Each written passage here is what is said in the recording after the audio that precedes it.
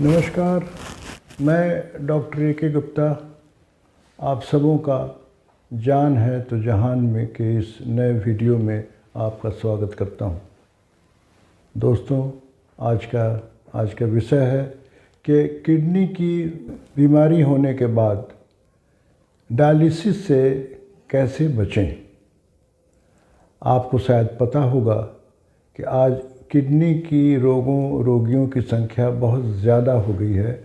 लगभग 10 लाख रोगी per year हमारे हिंदुस्तान में लोग इस रोग से सफ़र करते हैं और उसमें से ज़्यादातर लोगों को हीमोडायलिसिस या किडनी ट्रांसप्लांटेशन की आवश्यकता पड़ती है।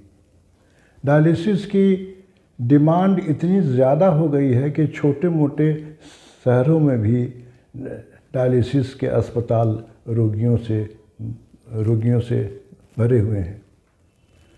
मगर आज इस वीडियो में मैं आपको ऐसे कुछ आसान से उपाय के बारे में जिक्र करूंगा। अगर आप उनका अनुपालन शुरू से ही जागरूक होकर करें तो ज़्यादातर अध्ययन से पता चला है कि डायलिसिस की संभावना या तो ख़त्म हो जाएगी या डायलिसिस की आपको आवश्यकता भी अगर पड़े तो बहुत सालों के बाद आप बहुत साल तक बगैर डायलिसिस के थोड़ी सी सावधानी से मेडिकल ट्रीटमेंट से आप रह सकते हैं। किडनी की बीमारी का एक ही इलाज नहीं है डायलिसिस, बहुत सारे आयाम हैं और दरअसल किडनी की बीमारी इस बात पर निर्भर करती है और सबसे पहला कदम हम लोगों का होता है कि उनको किडनी की बीमारी है इसकी पहचान कैसे करें।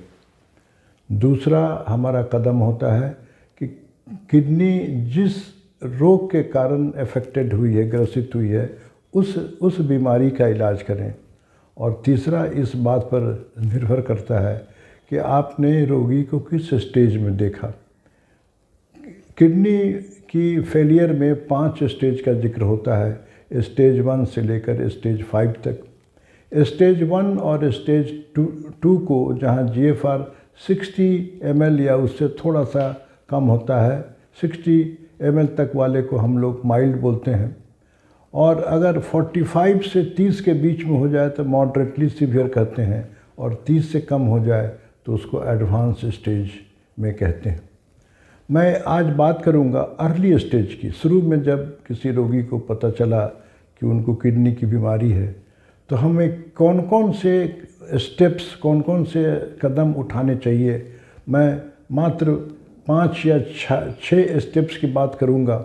अगर आप अनुपालन करेंगे तो बहुत लंबे समय तक डायलिसिस की आवश्यकता आपको नहीं होगी। मैं आगे दोस्तों आपको इस बारे में बताऊं कि किडनी की बीमारी का जब आपको इस बात का पता चला, सबसे आसान जांच है एक यूरिन की जांच होती है, पेशाब की जांच, जिसको PCR या ACR के नाम से जाना जाता है। एल्बुमिन क्रेटिनिन रेशियो या प्रोटीन क्रेटिनिन रेशियो, कुछ लोग इसको माइक्रो एल्बुमिन भी कहते हैं। अगर इसकी मात्रा आपकी रिपोर्ट में 150 मिलीग्राम या 200 मिलीग्राम से ज़्यादा है तो आपकी किडनी अफेक्टेड होनी शुरू हो गई है। और शायद आपको मालूम भी होगा कि सारी दुनिया में किडनी की बीमारियों के सबसे मुख्य कारण है डायबिटीज़ और हाइपरटेंशन। इसीलिए प्रायः हर डायबिटीज़ को ये हम लोग राय देते हैं कि इस जांच को साल में एक बार आप अवश्य कराएं, ये जानने के लिए कि डायबिटीज़ या BP के कारण आपका किडनी अफेक्टेड तो नहीं हुआ है।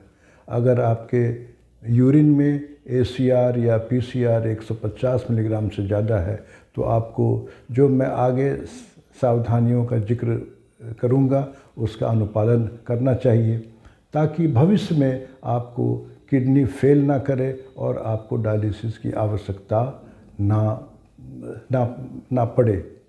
आइए अब मैं उस स्टेप्स के बारे में आपको बताऊं जो जो आपको अपने उपचार के लिए, अपनी देखभाल के लिए जिनका अनुपालन करना है। उसका पहला नियम या पहला स्टेप्स या पहला कदम है, keep your self fit and active. आपको उदास होने की ज़रूरत नहीं है, हतोत्साह होने की ज़रूरत नहीं है कि अब मैं क्या करूं, मुझे किडनी की बीमारी हो गई है। आप जितना ही उत्साहित रहेंगे, एक्टिव रहेंगे, अपने वज़न को नियंत्रण में रखेंगे, फिट रखेंगे, उतनी ही अच्छे से इस रोग का मुकाबला करेंगे। तो आप जो कुछ भी थोड़े से एक्सरसाइज, हल्के फुल्के व्यायाम जैसे कि सुबह की सैर या योग के अभ्यास, और खाने पीने में इस तरह खाना खाएं कि आप मोटे ना हो और अपने आप को व्यस्त रखें, एक्टिव रखें, तो बहुत कुछ किडनी से इसकी आपकी रक्षा होगी। और दूसरा महत्वपूर्ण है कदम कि अपने बीपी की जांच वीक में 2 बार कराएं। अक्सर लोग महीने 2 माह पर कराते हैं, लेकिन किडनी के पेशेंट को अगर एक मंत्र याद रखना है तो वो है keep your BP under tight control. Tight control का मतलब है कि आपका बीपी 120/80 से ज़्यादा नहीं रहना चाहिए। आप जैसे भी हों अपने डॉक्टर से राय विचार करके, दवाई को एडजस्ट करके अपने बीपी को 120 या 125/70 से 80 के बीच में रखने की कोशिश करें। इससे आपकी किडनी की रक्षा होगी और किडनी आगे ज़्यादा उसका डैमेज नहीं होगा। तीसरा बिंदु है कि जो लोग किडनी के पेशेंट हैं और ख़ास तौर से अगर उनको डायबिटीज़ है और उनको बीपी हो गया है, तो सबसे पॉपुलर मेडिसिन उसमें आती है एस इनहिबिटर और ARB। तो ये 2 दवाएं ज़्यादातर डॉक्टर्स आपको लिखेंगे और इसके 2 फ़ायदे हैं। पहला फ़ायदा कि ये आपको बीपी को कंट्रोल करेगा और आपके यूरिन में जो एल्बुमिन आ रही है, एल्बुमिन की मात्रा रही है, उसकी भी मात्रा बहुत इसको रिड्यूस करता है, घटाता है और आपकी किडनी की रक्षा भी करता है। आगे खाने पीने के बारे में मैं आगे आपको बताऊंगा। तो बीपी कंट्रोल करने के बाद आपका दूसरा कदम होना चाहिए कि अगर आप डायबिटीज़ के पेशेंट हैं तो इसको भी नियंत्रण में रखें। नियंत्रण का मतलब है कि फास्टिंग ब्लड शुगर 90 से लेके 110 के बीच में, और भोजन के 2 घंटे के बाद आपको 100 से लेके 140, 150, 160 के बीच में होना चाहिए। जो लोग अर्ली डायबिटीज़ के पेशेंट हों उनको टाइट कंट्रोल की ज़रूरत है, और जो बहुत एडवांस स्टेज में है वो अगर थोड़ी सी शुगर 10-20 मिलीग्राम ज़्यादा होती है तो कोई डरने की बात नहीं है। आपको ये ख्याल होना चाहिए कि आपको हाइपो नहीं होना चाहिए, चीनी का स्तर बहुत कम ना हो कि आप फेंट करें। किडनी की जो पेशेंट होते हैं उसके 2 श्रेणी के मरीज हम लोगों को देखने को मिलते हैं। एक ऐसे लोग जिनके यूरिन में प्रोटीन की मात्रा बहुत ज़्यादा होती है, और दूसरे जिनके यूरिन में प्रोटीन बहुत कम होता है या नहीं के बराबर होता है। तो जिनके भी यूरिन में थोड़ा या ज़्यादा प्रोटीन आता है उसके लिए मैंने उस दवा का जिक्र किया। एस या ARB ग्रुप की दवाएं अपने डॉक्टर से सलाह करके आपको इस्तेमाल करनी चाहिए।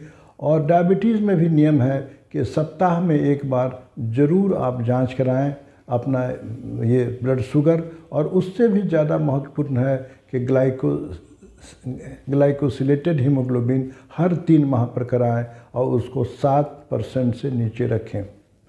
खाने पीने में डायबिटीज़ के पेशेंट को ध्यान देना चाहिए कि 3 से 4 घंटे के अंतराल पर अवश्य कुछ न कुछ खाएं।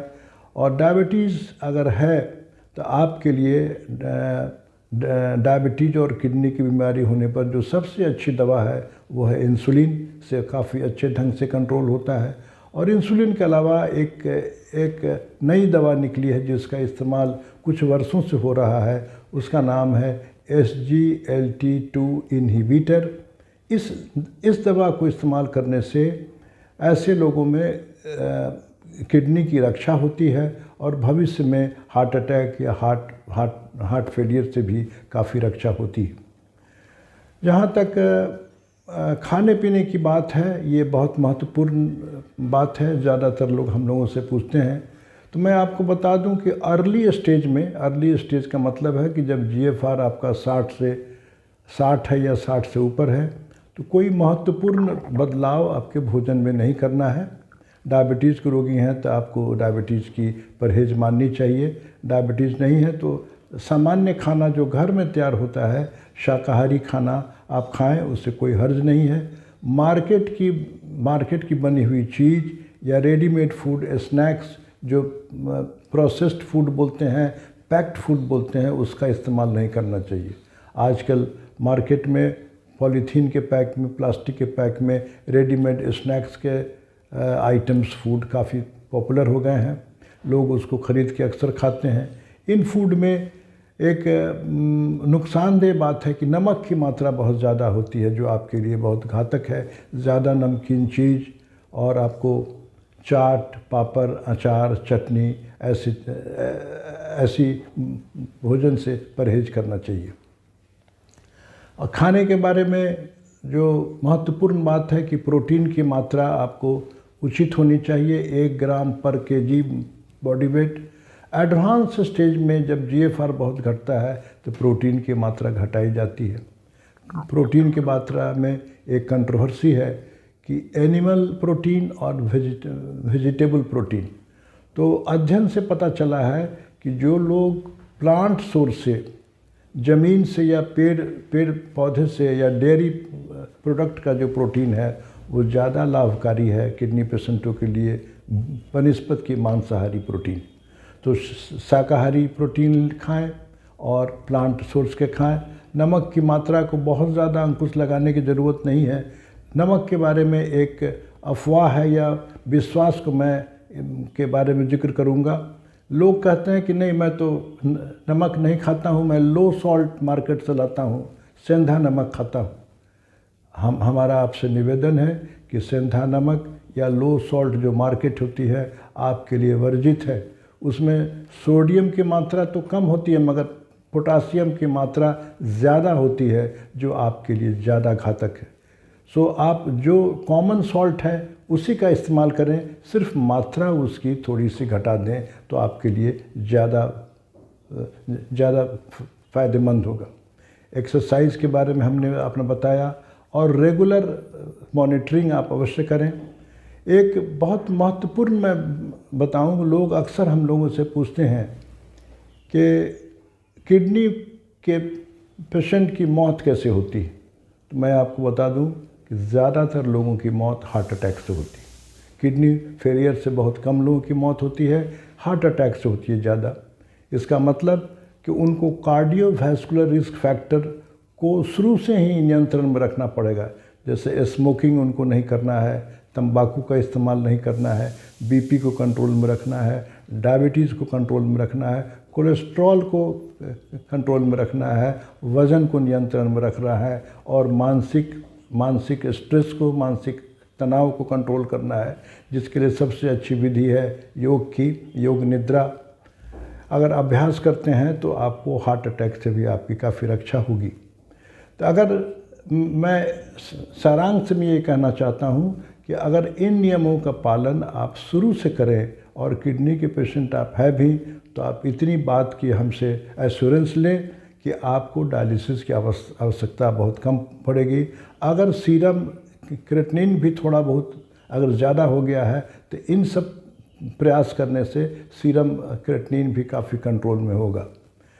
इसके अब आप ये जानना चाहेंगे कि इतना कुछ करने से कोई अध्ययन ऐसा है जिसमें लोगों को लाभ हुआ है, तो मैं आपको उस अध्ययन के बारे में अभी आपको बतलाऊँ। दोस्तों, इस बारे में मैं आपको एक अध्ययन के बारे में चाहता हूँ कि आपको इन्फॉर्म करूँ, आपको बताऊँ, आपको जानकर खुशी होगी कि अक्सर ये ख्याल होता है कि वाकई में दुनिया में कोई ऐसी जगह है या हिंदुस्तान में कोई ऐसी जगह है जहाँ पर इन सब बातों को लागू करने से लोग को डायलिसिस से रक्षा हुई है। तो मैं आपको बताऊं, और डॉक्टर M.K. मानी बहुत जाना पहचाना नाम। हमारे जयप्रकाश नारायण के ये नेफ्रोलॉजिस्ट थे और डायलिसिस जेपी पर इन्होंने शुरू किया था। मानी साहब ने चेन्नई से 50 किलोमीटर दूर एक कस्बे में श्री रामपुडूर एक जगह है, 50 किलोमीटर कस्बा है, जिसमें 20 वर्षों से उन्होंने अध्ययन किया है और वहाँ के पूरे लोगों को सर्वे करके जो डायबिटिक थे या जिनको बीपी हाई थी, उनमें उन नियमों का अनुपालन किया जो मैंने अभी बताया। उनका बीपी कंट्रोल में रखना, उनका डायबिटीज़ को कंट्रोल में रखना, वो अगर कोई आदतें थी व्यसन की उससे रोकना, और उसका उन्होंने फ़ायदा बताया कि, और ये उनकी स्टडी दुनिया के मशहूर जर्नल में छपी कि उसमें से 60 to 70% लोगों को डायलिसिस से रक्षा हुई, उतने ही लोगों को लकवा से रक्षा हुआ, हार्ट अटैक की संख्या घटी और उनकी आयु भी लंबी हुई। तो ये अध्ययन बहुत नामी अध्ययन है डॉक्टर एम के मानी का। और मैं समझता हूँ कि जब डॉक्टर एम के मानी चेन्नई के एक कस्बे में इस नियमों का अनुपालन करने से जब उनको इतना फ़ायदा हो सकता है, तो और अन्य जगहों पर क्यों नहीं। मैं उम्मीद करता हूँ कि मेरी बातों को आप ध्यान से आपने सुना होगा, और जो लोग किडनी के पेशेंट हैं या डायबिटीज़ के पेशेंट हैं, हाइपरटेंशन के पेशेंट हैं, इन बातों का अनुपालन करें, इसका लाभ उठाएं। और अगर ये वीडियो आपको अच्छा लगा हो तो इसे ज़रूर सब्सक्राइब करें। धन्यवाद।